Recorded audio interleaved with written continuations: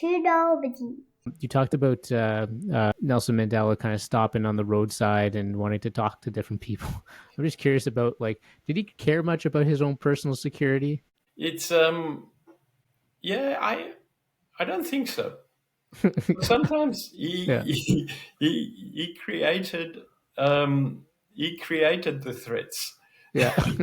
And I mean that very kindly. Yeah. And I'll give you some examples other than those that I've Yeah. spoken about.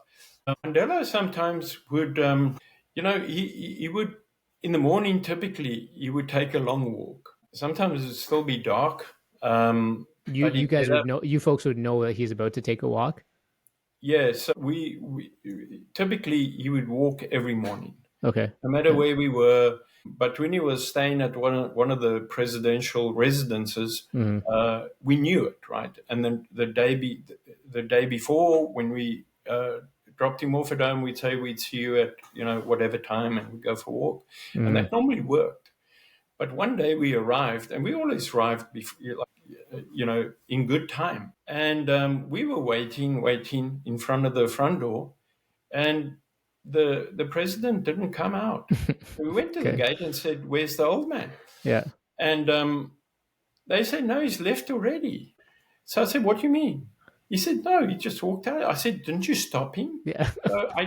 I can just imagine the poor guy at the gate. I mean, he probably got totally dominated by Mandela, Yeah. and obviously didn't think about stopping him. So we, heavy laden with firearms, dressed in suits, radios, we start running to in the direction where Mandela has walked.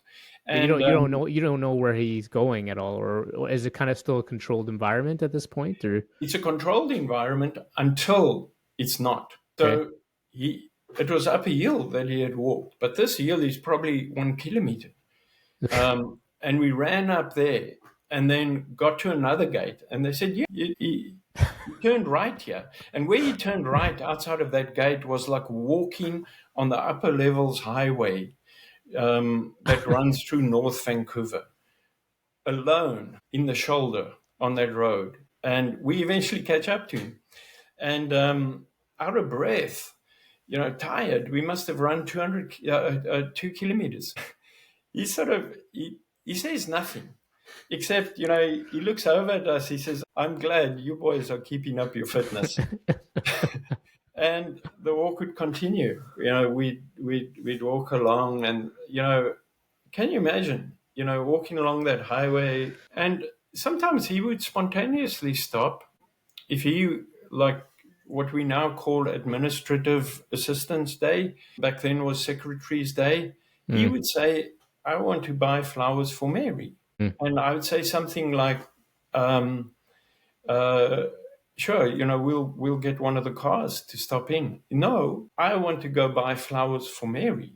So we divert and we stop outside. Think of all the big shopping malls, where you are, Rupesh, and in Vancouver as well.